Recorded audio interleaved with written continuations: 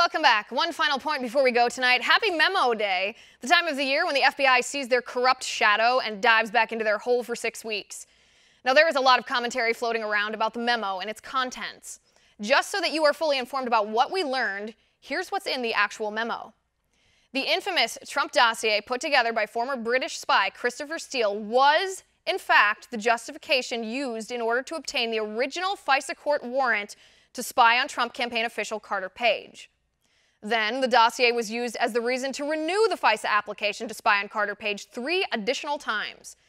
Even worse than that, according to the memo, recently removed Deputy FBI Director Andrew McCabe testified that the FISA warrants would not have been sought at all without the information from the dossier. As if that is not bad enough, all of this happened on purpose.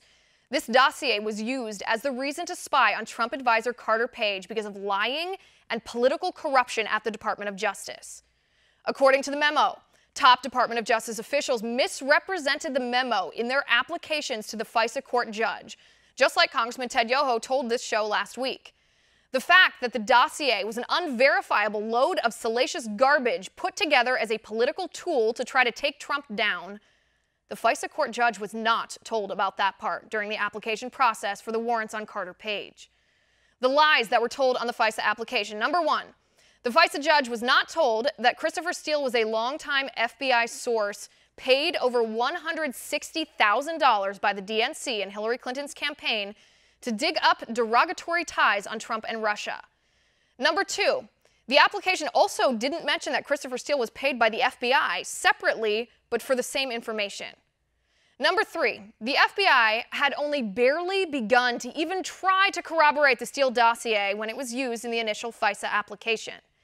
Basically, the FBI was using the dossier as the primary reason to snoop on Carter Page without knowing whether or not it was true or entirely fabricated. Now, these warrants by law have to be renewed every 90 days, and each renewal requires separate findings of probable cause. Yet, each application, according to the memo, cites the Steele dossier. And now we're getting to the juicy parts where we name names.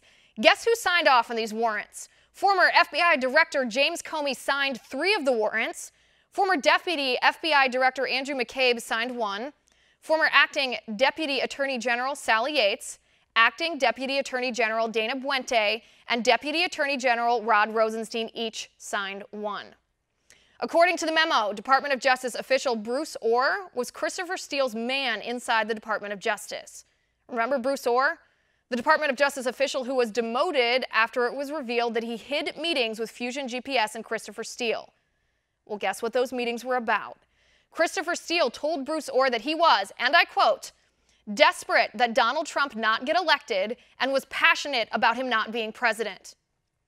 The FISA court was not told about that admission by Steele. And finally, we get to the media malfeasance. A Yahoo article was cited as corroboration of the information in the Steele dossier.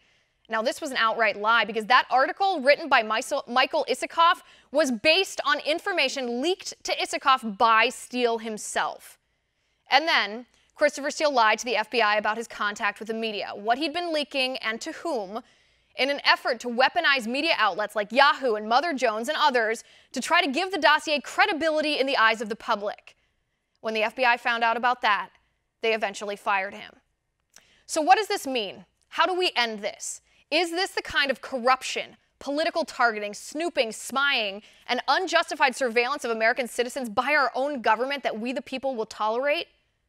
It better not be. The crux of the matter here is the information in this memo is breathtaking. Our government used their surveillance powers to spy on a private citizen because they didn't like the politics of his boss. They used the power of the government to try to take down a presidential candidate. They used salacious gossip paid for by Hillary Clinton to try to take down Donald Trump. And they used our money, our tax money, and violated the sacred trust between our government and our people to do this. So stay tuned for what comes next. And that is my final point. You can reach me on Twitter at Liz_Wheeler. If you liked the show, please send me an email at oann.com/contact. In the meantime, catch us here tomorrow at 9 p.m. Eastern. And until then, have a good night.